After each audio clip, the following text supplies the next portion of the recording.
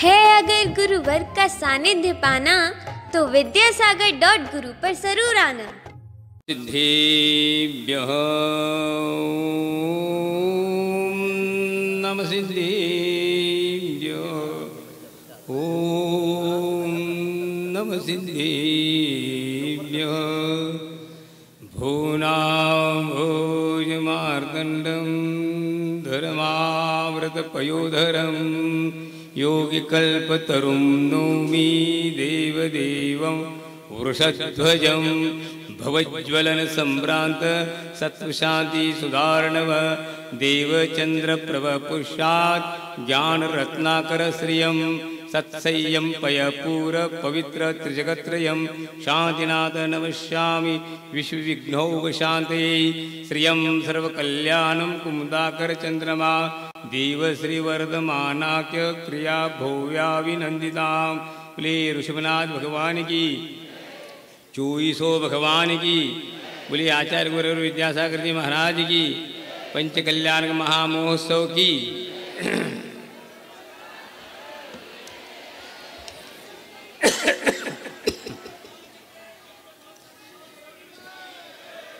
हाँ, समय बहुत हो गया है, अभी का अपूर्ण है जो जिसके पीछे यह पंचकल्याणक महामहोत्सव मनाया जा रहा है। मुनिषवर्धनाथ भगवान की जो विशाल काय मूर्ति है उसका भी अभी केवल ज्ञान आदि क्रियाएं करना है तो भगवान को केवल ज्ञान की प्राप्ति हो गई, जो अद्वित है, अद्भुत है। अनंत काल के लिए यह सूर्य के समान सहस्रों किरणों से युक्त ऐसी केवल ज्ञान की प्राप्ति भगवान को प्राप्त हुई। कल वैराग हुआ, देख लीजिए वैराग की विशेषता। कल वे बैठे थे, अपनी जन्म जयंती मना रहे थे महाराजा ऋषभदेव, और नीलांजना का नृत्य हो रहा था। उसी के बीच में नीलांजन की क्या होता है, देहावसान हो जाता है तो वह कपूर जैसे उड़ जाती है। यहाँ जैसे वह रहती नहीं, कपूर जैसा उड़ जाता, तो वह उनके दिव्य ज्ञान में आया कि यह संसार असार है। संसार शरीर भोग क्या है, असार है, अनित्य है, यह कोई स्थायी नहीं है। मेरी भी काया एक दिन इसी प्रकार क्या होगा, विलीन होगा। इसलिए उन्होंने वन की राह ली, और वह ऐसा राह ली और उन्होंने ऐसी तपस्या, ऐसे योग साधना की जो कि 6 महीने के लिए वे शांत योग में लीन रहे। और उसके बाद उन्होंने इसी प्रकार 1000 वर्ष तक तपस्या और मौन के साथ किया। बताइए, उनको ज्यों ही उन्होंने परिग्रह का पूर्ण रूप से त्याग किया तो 4 प्रकार के ज्ञान की उपलब्धि हुई और 63 रिद्धियाँ उपलब्ध हुई। इसके बाद भी उनको शांति नहीं थी। ये तो सबसे ऊंची चीज क्या है, कैवल्य रिद्धि उनको प्राप्त नहीं हुई। 1000 वर्ष तक उस केवली पद की प्राप्ति के लिए उन्हें तपस्या की, और उसके बाद उनको केवल ज्ञान की उपलब्धि हुई। और भव्य जीवों को उन्होंने उपदेश दिया। क्या दिया? भव्य जीवों ने शंका की। उन्होंने कहा, भव्यों ने गणधर भगवान से या प्रभु से शंका की कि जीव को नरक कौन ले जाता है? तो शंकात्मक उत्तर मिलता है, उछला हुआ पाषाण खंड नीचे क्यों आता है? तो ये ज्ञात हुआ कि अपने ही गुरुत्व के कारण, गुरुत्व भार के कारण नीचे आता है। फिर शंका और की गई कि जीव को नरक, जीव को स्वर्ग कौन ले जाता है? तो इसी प्रकार उन्होंने शंकात्मक उत्तर मिला, लकड़ी को पानी में कौन तैराता है? तो ज्ञात हुआ कि उसी लघुता के कारण वह लकड़ी पानी में तैरती है। ठीक इसी प्रकार अर्थात अपने भार के कारण, अर्थात पाप रूपी भार के कारण नरक निगोद आदि गतियों में जाता है, और जब पुण्य की संग्रह होता है तो वह स्वर्ग को प्राप्त होता है, और इन दोनों से अतिक्रांत होता है तो वह शुद्ध आत्म तत्व मोक्ष को प्राप्त होता है। कल मोक्ष की प्राप्ति होगी। मोक्ष किसे कहते हैं तो कल बताया जाएगा। तो यह इस प्रकार पुण्य और पाप के चक्र में संसारी प्राणी क्यों हैं? स्वरूप बोध के अभाव में यह आत्मा अनादि काल से वह घूम रहा है। कहते हैं मोहेन संवृतम ज्ञानम स्वभावम लभते नहीं मत्त अपमान पदार्थानाम यथा मदन कौद्रवे। क्या सभी आत्माएं, सबका ज्ञान मुंह से घिरा हुआ है, मुंह से मिश्रित है। इसके कारण वह अपने स्वरूप का बोध नहीं हो रहा है। जैसे कोई व्यक्ति नशीले पदार्थ को खाता है, सेवन करता है, तो उसे अपने और पराये का बोध समाप्त होता है, और वह और पागल जैसा उसकी प्रवृत्ति होती है। उसी प्रकार अनादि काल से ये मोह के कारण ये भटक रहा है। तो हमें वो बात ज्ञान प्राप्त करना है। इसी के कारण अनादि काल से आत्मा अशांत है, त्रस्त है और चतुर्गति में भ्रमित है। प्रत्येक प्राणी सुख शांति की खोज में है और अभी तक उसे प्राप्त नहीं हुआ। जब इसे ऐसा ज्ञान मिले, भेद ज्ञान मिले, जिससे वह उसको सही मोक्ष का मार्ग मिलेगा, जिसे कहते हैं सम्यक ज्ञान। प्रभु वीतरागी वाणी को जब अपने हृदयंगम करता है, तब वह आत्मा वो अपने स्वरूप की ओर आने की ओर होता है। जैसे अभी कहा संतप्त है, जैसे शास्त्रों में लिखा कि तपा हुआ लोहे का गोला यदि हम पानी में पटकते हैं तो चारों ओर से पानी को खींचता है। इसी प्रकार यह आत्मा भी अनादिकाल से कर्म रूपी पानी को प्रति समय ग्रहण करता जा रहा है। प्रति समय कितने कब तक? अनादिकाल से करता आ रहा है, जब तक इसको 13वें गुणस्थान में भी उसको ग्रहण हो रहा है, पुण्य का ग्रहण हो रहा है। 14वें गुणस्थान में भी उदय को प्राप्त है, ग्रहण नहीं कर रहा है, लेकिन वे 14वें गुणस्थान में भी वह कर्म का उदय चल रहा है। बताओ कितना पुरुषार्थ किया उसने, आत्मा ने, फिर भी कर्म का आश्रय हो रहा है। अब तो मोह नहीं है कोई प्रकार के कर्म का उदय, लेकिन अघात्य कर्म के उदय में अभी भी वह संतति चली आ रही है। इसलिए ऐसी साधना की जा रही है जिससे वह प्राप्त होगा। तो केवल ज्ञान प्राप्त करना हमारा उद्देश्य नहीं है, ये बीच में ही प्राप्त होता है और 13वें गुणस्थान के बाद वह आगे और पुरुषार्थ होता है, और उसकी जो है होती है धू और शुक्ल ध्यान के द्वारा ये उपलब्ध करेंगे, तो वह अनादिकालीन जो मुक्ति को प्राप्त नहीं था वो प्राप्त होगा। तो हम उस ज्ञान को प्राप्त करने में लगे हैं जिसके द्वारा आत्मा शांति को प्राप्त होगा। जैसे एक दोहा है, गंगा यमुना सरस्वती है जग में भरपूर, तुलसी चातक के मते स्वाति बिन बिन धूल। क्या कहा? गंगा है, यमुना है, सरस्वती, तीनों के बीच में चातक पक्षी बैठा है और फिर भी वह प्यासा है। उसको अपार जल राशि उसको प्यास को मिटा नहीं सकती, और वह उसकी दृष्टि किसकी ओर है? उस मेघ, उस नक्षत्र की ओर, उस बादलों की ओर चित्त लगाकर बैठा है। कब एक आध बूंद मिल जाए तो जो सालों की प्यास मिट जाए।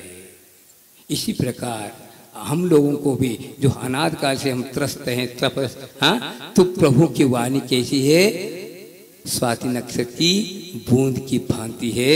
भव्यात्मा उसको जो प्राप्त करता है तो वह शांति को प्राप्त करता है। अनादकालीन जो अशांतता थी उसे प्राप्त करता है। ऐसी वीतराग वाणी है। ज्ञान की कमी नहीं, ज्ञान तो सब कुछ है, लेकिन ज्ञान ही विकृत हो चुका है, इसलिए वह इस प्रकार की परिस्थिति हुई है। यह समझ लो पूरा। ऐसी भी आत्माएं हैं जो षटखंडागमति ग्रंथों में लिखा है, अनंत निगोधिया जीव आज तक नित्य निगोध से वह ऊपर त्रसत को प्राप्त नहीं हुए।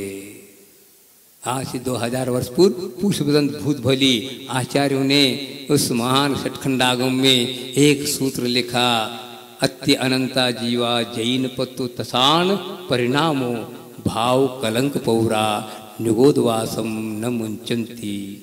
यह कैसी बात है? देखो हम लोग अब तो हम निगोद से बहुत ऊंचे आए हैं, बहुत पुरुषार्थ किया। निगोद से उससे ऊंची चीज प्रत्येक एक इंद्रिय को बनना और ऊंचा हुआ उससे, और उसे त्रस द्विंद्रिय तीन्द्रिय चौरेंद्रिय को प्राप्त होना, उससे दुर्लभ और क्या संगी पंचेंद्रिय बनना, संगी पंचेंद्रिय से भी संगी पंचेंद्रिय बनना, और उसमें भी त्रिंद्रिय से मनुष्य गति को प्राप्त करना और दुर्लभ है। और दुर्लभ में भी उच्च कुल में पैदा होना और अच्छे क्षेत्र में पैदा होना। मनुष्य तो हुए हैं, देखो कहाँ, अमेरिका रूस आदि ही में वहाँ पर भी हैं, लेकिन इस प्रकार का ज्ञान उनको नहीं। धर्म से वे विमुख हैं, समझ नहीं रहे। उन्हें तो कुछ प्राप्त तो किया, लेकिन उतने प्रसाद प्राप्त करने कर भी वे उससे यह भेद ज्ञान से यह आत्म तत्व से विमुख है। बताओ, आप लोगों ने बहुत पुण्य किया और ऐसे स्थान पे पहुँचे हैं। यहाँ पर आर्य क्षेत्र में आए हैं आप लोग। आर्य क्षेत्र में भी क्या, जहाँ जिस भूमि पर 63 साल का महापुरुष जहाँ जन्म लेते हैं, तीर्थंकरों का जहाँ पर विहार होता है, ऐसे क्षेत्रों में हम आप लोग जन्म ले हैं। ये बहुत ऊंची चीज़ है, बहुत अपने पुरुषार्थ किया, लेकिन आज हम ये सब पुरुषार्थ को भूल करके इस प्रकार के हवा में बैठे हैं कि हम अपने स्वरूप को भूलते जा रहे हैं, और जिस पर्याय में है उसी में हम रमते जा रहे हैं। आप भूल जाओगे 2 दिन के बाद, 1 दिन के बाद आप ये पंच कल्याण आपको भुलाओगे, आनंद आया वो समाप्त हो जाएगा। क्यों? आप लोगों से पूछ रहा हूँ, जो आप लोग यहाँ पर आनंद ले रहे हैं, जो हो अनुभव में आ रहा है, अब ये सोचते होंगे कब यहाँ से छुट्टी हो और हम अपने घर जाएं और शांति से दीर्घ सांस ले और हम अच्छी तरह सो सके, क्योंकि सुबह सुबह आना पड़ता है, ठंडी भी रहती है आदि और सब कुछ होता है, समय पर भोजन होता है आदि ये सब तो होता है। लेकिन ये जो हो रहा है ये आपके स्वेच्छा से आपने ग्रहण किया, इसको तो भूल जाओ। और इस वक्त जो आप लोगों ने पुण्यार्जन किया है वह कहीं भी नहीं मिलने वाला। भोगों में पुरुषार्थ करने पर भी ऐसा मिलने वाला, ऐसा पुण्य आप लोग ग्रहण कर रहे हैं, ये सोच लो। और इसी प्रकार भावना भाते जाओ, जो कि ये सामूहिक कितना समूह बैठा हुआ कितना सुंदर परिणाम किया होगा। इसलिए आज सामूहिक पुण्य का उदय हम प्रत्यक्ष से देख रहे हैं। ये सब एक साथ ऐसे जीवों ने परिणाम किया था, इसलिए आज उन लोगों का ऐसा ये संयोग मिल रहा है। हमारा भी होगा, तुम्हारा भी होगा, कुछ नहीं होगा, लेकिन अवश्य हम लोगों ने ऐसे परिणाम किए जिसके कारण यह भव्य कार्यक्रम करने का सौभाग्य आपके जीवन में आ रहा है। आनंद आ रहा है कि नहीं आ रहा है? ऐसा आनंद न लड्डू खाने से आएगा, न पूरी खाने से, न हलवा खाने से आने वाला, और खाने के बाद तो और पेट दर्द करता है। लेकिन ये आनंद और आनंद में डुबो देने वाला ऐसा सौभाग्य मिला है, तो हम उसको प्राप्त करें। इस सब देख लो, चक्रवर्ती जैसे वैभव को प्राप्त करके भी वे छोड़ करके जंगल गए। बताओ, हाँ, तीर्थंकरों की क्या कमी थी? इंद्र ही आकर के सेवा कर रहा था, सब कुछ कर रहा था और मस्ती में थे, लेकिन उनको भेद ज्ञान हुआ, ऐसी भीति संवेग हुआ, ऐसे वैराग्य हुआ, बस मैं बहुत बड़ी भूल कर रहा हूँ, मेरा लक्ष्य क्या था और मैं क्या कर रहा हूँ, मेरा ध्रुव तो ये है, लेकिन मैं ध्रुव से छोड़ करके मैं इसमें फंसा। तत्काल में जागृत होकर के किसी के प्रति ममता नहीं रखा और तर के प्रति भी ममता न रखते हुए चल दिए। रोते रहो, कुछ भी करते रहो, ये तो संसार है, एक दिन तो ये काया छूटने वाली है, इससे पहले चलेंगे, इस काया का सदुपयोग करेंगे तो इस मुक्ति का ले ये साधन मिला हुआ है। समय भी बहुत हो गया है। किस प्रकार मुनिराज साधना करते हैं, एक मैं आप लोगों ने एक दृश्य दिखाता हूँ। देख लीजिए, शास्त्रों में, बड़े बड़े ग्रंथों में उपयोग 3 प्रकार का हुआ करता है। ये उपयोग की ही करामत है। इस उपयोग को हम उपयोग करें। उपयोग का यदि सही उपयोग करते हैं तो सदुपयोग होता है, यदि हम उसको दुरुपयोग करते हैं तो असुपयोग होता है, तो नरक निगोद आदि नाना गतियों में पहुंचता है। तो आप समझेंगे किस प्रकार साधना होती है कि अशुभोपयोग, शुभोपयोग और शुद्धोपयोग के द्वारा यह आत्म तत्व को प्राप्त किया जाता है। अशुभोपयोग तो अनादि काल से चला आ रहा है, यह जो है विद्या दृष्टि को ही प्राप्त होता है। आप लोग क्या कर रहे हैं? आप लोगों का कौन सा उपयोग है वर्तमान में? शुभोपयोग। प्रभु के अर्चना में लगे हैं, उनकी स्तुति वंदना में लगे हैं, ये तो आपका उपयोग कौन सा है? शुभोपयोग। यह शुभोपयोग कहाँ तक चलता है? ये तो सप्तम गुणस्थान तक चलता है। मुनि महाराज भी कर रहे हैं। जब तक वे प्रवृत्ति करते रहेंगे, जब तक वे समिति का पालन करते रहेंगे, जब तक वे आवश्यकों का पालन करते रहेंगे, तब तक वे शुभोपयोगी हैं। और ये शुभोपयोग में रहेंगे तो क्या होगा? स्वर्ग मिलेगा। लेकिन शुद्धोपयोग प्राप्त करेंगे तो कैवल्य की प्राप्ति होगी और मुक्ति की प्राप्ति होगी। यह मुख्य है। तो कैसे करते हैं, किस प्रकार होता है, आप समझेंगे। एक मुनि महाराज जंगल में ग्रीष्म काल में वे खड़े हैं। हाँ, सूर्य के द्वारा तपा जा रहा है और अग्नि बरस रही है। चारों ओर वातावरण कैसा है? अग्नि जैसा है, आग से ही, और लू चल रही है। कोई पेड़ पौधे सब सूखे हैं, लेकिन वे पाषाण खंड पर विराजमान हैं और वे आत्मस्थ हो चुके हैं। बाहर क्या हो रहा है पता नहीं। आनंदित आनंदे इस शुद्धोपयोग में लीन है, कोई पता नहीं। अब देखिए, वे शुद्धोपयोगी है। आत्म इसको कहते हैं गुप्ती में जाना। मनोवचन काय की प्रवृत्ति शांत हो चुकी है और गुप्ती रूपी गुफा में वे जा करके विराजमान हुए और शीतलता का अनुभव कर रहे हैं। उनको बाहर का कोई सरोकार बहिर्जगत से विमुख होकर के अंतर जगत में वे लीन हो चुके हैं। और कितने एक ही महीने तक खड़े होते हैं, बैठ जाते हैं और वे आत्मास्थ होते हैं और संवर और निद्रा को प्राप्त करते रहते हैं।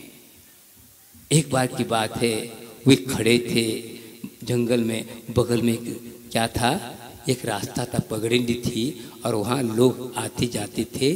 एक श्रावक निकला, एक बाजार में गया होगा, वहाँ से आ रहा था और देखता है और उसकी नज़र उस मुनि महाराज पर पड़ी। दूर से देखता है, कुछ काला काला सा दिखाई दे रहा, कोई मूर्ति जैसी दिख रही है, लेकिन जाने की हिम्मत नहीं होती। क्यों? धूप बहुत तेज थी, पैर जल रहे थे। फिर भी वो समझे कोई मूर्ति है, देख तो लो। फिर देखा तो एक मुनिराज खड़े हैं और उन्होंने अपने जीवन में पहली बार महाराज का दर्शन किया। ओहो, आज मेरा सौभाग्य है, दुर्लभ से यह मिला है। स्वाध्याय करता हूँ तो शास्त्रों में पढ़ते हैं, लेकिन आज मेरे साक्षात देखने का सौभाग्य मिला।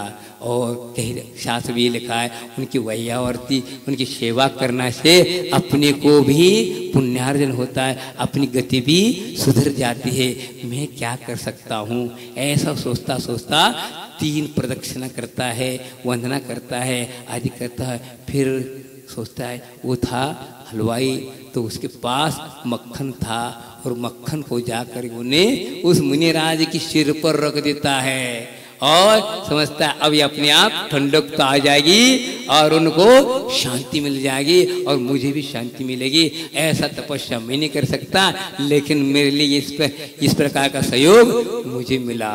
और उनने रख के चल दिया और वह खुशी के साथ चला गया।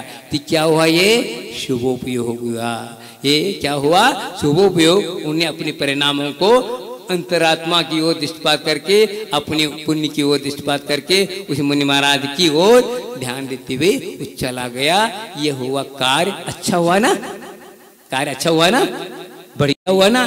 क्यों तो आप लोग भी घी लगाते नहीं लेता है, घी लगाते हैं, हाँ हाथ पे दबाते, लेकिन वे ध्यान में थे इसलिए उन्होंने नहीं किया और रख के चला गया। होता क्या, 5 मिनट के अंदर वो पिघल करके चारों ओर से घी बन करके सब मुनि महाराज के ओर छा जाता है और वो गंध आने लगती है, महकने लगती है। तो जंगल के जितनी चींटियां थे सब आकर के मुनि महाराज को चिपक जाते हैं। उनकी दृष्टि क्या थी, श्रावक की तो दृष्टि ये नहीं थी उपसर करने की, लेकिन हो गई, अविवेकता हो गई, लेकिन वो भाव तो अच्छे थे, शुभ थे, हाँ वही और के भाव थे, चले गए। अब इतने में एक व्यक्ति आता है, चरवाहा, और गन्ना खा रहा था, और आता है, देखता है, हाँ गाली गलौज देता है, ये नंगा खड़ा है, हाँ जंगल में रहता है, दिखाता है और खा के आता और यहाँ पचाता रहता है। अब कहीं दुनिया को दिखा रहा है कि मैं ध्यान कर रहा हूँ, तपस्या कर रहा हूँ। ऐसी बातें करते हुए वह गन्ना खाते खाते वो छिलकों को उनके ऊपर फेंकने लगा। बताओ ये परिणाम क्या है, अशुभोपयोग। लेकिन उसके द्वारा क्या हुआ, वो छिलके मीठे होने के कारण चींटियां नीचे आ गई, उपसर्ग दूर हुआ। लेकिन उस चरवाहा को क्या पुण्यार्जन हुआ, नहीं हुआ, वो पाप का ही भागी बना, क्योंकि वह उपसर्ग की दृष्टि से, अभिनय की दृष्टि से वो मार रहा था। लेकिन हुआ क्या उल्टा, वो चींटियां सब निकल गई। देखिए वह शुद्धोपयोगी अपने आप में है और शुभोपयोगी करके चला गया, और यह अशुभोपयोगी बना। अब देखो शुद्धोपयोगी थे मुनि महाराज, उनको केवल ज्ञान हुआ, मुक्ति हो गई, चल दिए। ऐसे जंगल में हो रहे हैं, ऐसे जंगल में हो रहे हैं। आज हमें दिखाई नहीं दे रहा, हम लोगों को इतना पुण्य नहीं कि हो सकता है जबलपुर की किसी तिलवार के किसी दूर में कहीं विदेश क्षेत्र से कोई उपसर्ग करके कोई देव लाकर यहाँ पटक दे तो मुक्ति हो जाएगी। यहाँ के पंचम काल से उनको सरोकार नहीं है, क्योंकि वे चतुर्थ काल वाले हैं। वहाँ के जो उनको ऐसा शरीर मिला है, उनको मुक्ति की योग की शरीर मिला है, इसके कारण उनको यहाँ का काल प्रभावित नहीं होगा। काल कभी भी कोई प्रभावित नहीं होता, हम प्रभावित होते हैं। हमारा उपादान गलत है तो ऐसे कार्य करते हैं। पंचम काल छठम काल कोई चीज नहीं। इस देखो जिस काल में 63 साल का पुरुषों का जन्म नहीं होता, उस काल को क्या कहते हैं, पंचम काल। ये कर्म भूमि में की बात कर रहा हूं, भूमि की बात कहीं नहीं कर रहा हूं, कर्म भूमि की बात कर रहा हूं। कर्म भूमि में भी इस प्रकार की स्थिति जहां होती है वो पंचम काल। हम लोग अपराधी हैं, क्योंकि इस प्रकार के अब पाप करके आए, इस धरती पर हम अवतरित हुए, ऐसे जन्म लिए। लेकिन ऐसा पाप तो किया, लेकिन साथ साथ कुछ पुण्य भी अर्जन किया, जिसके कारण हम प्रभु की ओर दृष्टि गई जा रही है और प्रभु बनने की भावना हो रही है, और कुछ शक्ति के अनुसार हम ग्रहण करते जा रहे हैं। यही एक शुभ लक्षण है, जो कि आगे हमारी गति और सुधरने वाली है और हम प्रभु बनने की उम्मीद रखते हैं। इस प्रकार के अनुष्ठान, इस प्रकार के ये महाप्रभावना आप लोगों के द्वारा हो रही है। प्रभावना अर्थात जिस भावों के द्वारा आत्मा में निर्मलता, शांति, वात्सल, प्रेम, अहिंसा आदि जागृत हो, इसी को कहते प्रभावना। सब आप लोगों के परिणाम कितने शांत हुए हैं और अच्छे का उपयोग है। न खाने की इच्छा हो रही है, न पीने की इच्छा हो रही है, न मारने की इच्छा हो, सब आर्थ ध्यान रौदर से शांत हो करके धर्म ध्यान हो रहा है। इसको देख करके सबके जो वहीर को रखने वाले प्राणी भी शांत होते और उनके परिणाम में भी निर्मलता आ जाती है। समय बहुत हो गया है, 5:20 हो गए। आगे हम कार्य करेंगे। इसी प्रकार आप ऐसे ही कार्य अनुष्ठान करते रहें, धनार्जन करो, संग्रह करो और अच्छे कार्य में लगाओ, तो इस प्रकार के आनंद का उपयोग होता है। आप लोगों ने इसका अर्थ उपयोग किया, जिसके कारण इस प्रकार का सत्संग मिलता है और इस प्रकार के महान अनुष्ठान करने का लाभ मिलता है। ऐसे करते रहेंगे तो अवश्य आपका जीवन सुख शांतिमय बनेगा। बोलिए महावीर भगवान की, बोलिए आचार्य गौरव विद्यासागर जी महाराज की। बोधि समाधि परिणाम शुद्धि स्वात्मोपलब्धि शिव सौखी सिद्धि चिंतामणि चिंतित वस्तुदाने त्वावंद मानस्य ममास्तु देवी। विधायक द्वय हमारे बीच उपस्थित हैं, विनय सक्सेना जी और